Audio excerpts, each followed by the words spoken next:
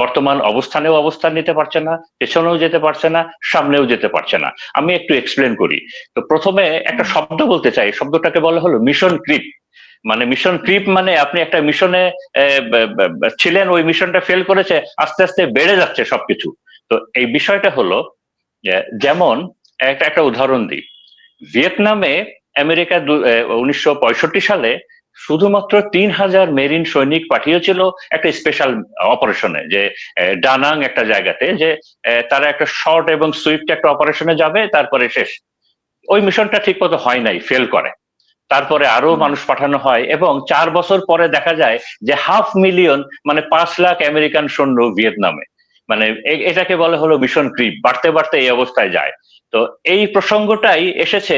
আমেরিকার যারা স্ট্র্যাটেজিস্ট, এখন মিলিটারি থিঙ্কার, তারা বলছেন যে আমেরিকার যে সৈন্যগুলো আসবে ইরানে, এদের প্রাইমারি টার্গেট থাকবে তিনটা। 1 নাম্বার হলো খার্ক দ্বীপ, যেটা ভাইয়া একটু আগে বললেন। সেকেন্ড হলো হরমুজের নিয়ন্ত্রণ, এবং থার্ড হলো ইরানের যে নিউক্লিয়ার যে সাইট গুলো আছে, ইস্পাহান, নাতান, যেগুলো। প্রায়োরিটি 1 হলো ওই খার্ক দ্বীপ, ইরানের সব থেকে বড় তেল ক্ষেত্র, এবং বলা হয় যে এই খার্ক দ্বীপের তেল ক্ষেত্রটা ইরানের ইকোনমির 90% কাভার করে। তার মানে এইটাকে যদি আমেরিকা কবজা করতে পারে, তারা বিশ্বাস করে যে ইরানের ইকোনমির এত ক্ষতি হবে যে Iran will bend down to the নিজ, মানে হাঁটু গেড়ে বসবে আর কি। তো এইখানে মিলিটারি থিঙ্কাররা বলছেন যে তাদের যে 82, আপনার এটা হলো এয়ারবোর্ন ব্রিগেড থেকে যে যাদেরকে প্ল্যান করেছে, এখানে তর্কের খাতিরে ধরা গেল যে তারা খার্ক দ্বীপের দখলটা নিয়ে নিল। কিছু সময়ের জন্য নিতে পারবে, কয়েক ঘন্টা, বড় জোর 1 দিন 2 দিন, তারপরে তো পারবে না। সেখানে ইরানের মিসাইল অ্যাটাক করবে, ড্রোন অ্যাটাক করবে, আর্টিলারি অ্যাটাক করবে, ইরানের সৈনিকরা আছে, বুবি ট্রাপ বেছানো আছে, মাইন লে করা আছে। তো তার মানে কি হবে? তার মানে ওই খার্ক দ্বীপটা আমেরিকান সোলজারদের জন্য একটা কিলিং গ্রাউন্ড হবে।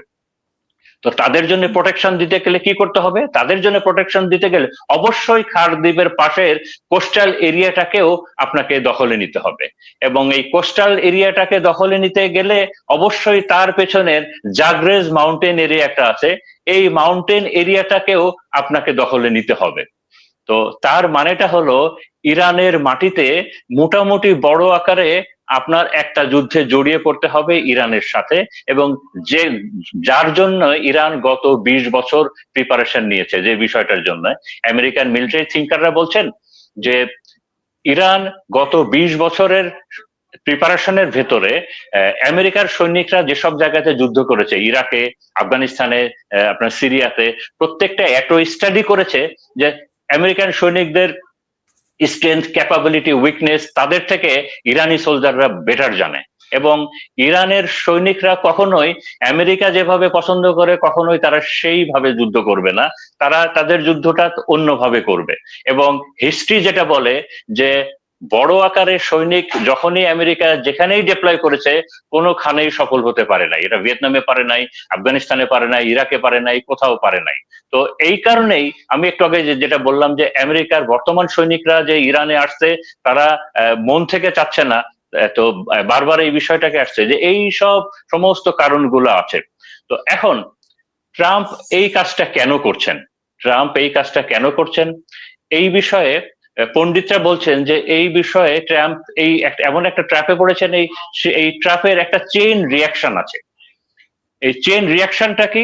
এই চেইন রিয়াকশনে 5টা অ্যাকশন আছে। যে প্রথমেই, আচ্ছা তার আগে বলে ফেলি যে এই মুহূর্তে এই যে দুই দেশের ভিতরে যে একটা নেগোসিয়েশনের ব্যাপার স্যাপার হচ্ছে, যে ট্রাম্পের 15টা পয়েন্ট, আবার ইরান তার কিছু কাউন্টার পয়েন্ট দিয়েছে। তো এই যুদ্ধ আমি যদি ইরানের পক্ষে নিয়ে বলি, তো এই যুদ্ধে ইরানের এই যে একটা সুবিধাজনক অবস্থায় আছে, এই সুবিধাজনক অবস্থায় রাখতে সব থেকে যে 3টা ফ্যাক্টর সব থেকে বেশি কাজ করেছে, তার ভিতরে একটা হলো ইরান যে কোনো মূল্যে হরমুজে তার ডোমিনেশনটা ধরে রেখেছে, যে কোনো মূল্যে।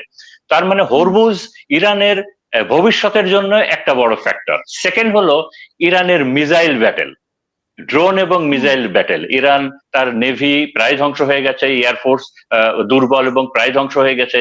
তো তার মানেটা হলো ইরানের এক্সিস্টেন্সের জন্য, ভবিষ্যতে সার্ভাইভালের জন্য, তার এই যে হরমুজ এবং তার মিসাইল ক্যাপাবিলিটি, ড্রোন ক্যাপাবিলিটি, এইটার সাথে ইরান কোনোভাবেই কম্প্রোমাইজ করবে না, এটা ফর শিওর। একই সাথে ইরানের উপরে যে স্যাংশন গুলো আছে এবং একই সাথে এই মিডল ইস্টে আমেরিকান যে বেস গুলো আছে এই বিষয়েও ইরান খুব শক্ত অবস্থানে যাবে। আমি আবার উল্টাভাবে যদি আমেরিকার পক্ষে বলি যে ট্রাম্প একটা চুক্তি স্বাক্ষর করেছে, 15টা পয়েন্টের সব পয়েন্ট ইরান মেনে নিয়েছে, শুধুমাত্র হরমুজটা ইরানের পক্ষে, ইরানের পক্ষেই আছে, ইরান ডমিনেট করছে। মিডল ইস্টে আমেরিকার বেস গুলো নাই, ইরানের উপর থেকে স্যাংশন তুলে নেওয়া হলো এবং ইরানের যে অধিকার পারমাণবিক সেটার বিষয়ে ভালো নেগোসিয়েশন হলো না। তার মানেটা কি? তার মানে কিন্তু আমেরিকা মোটামুটি হেরে গিয়েই পেছনে চলে গেল। এইটা কি আমেরিকার মেনে নেওয়ার কোনো সুযোগ আছে?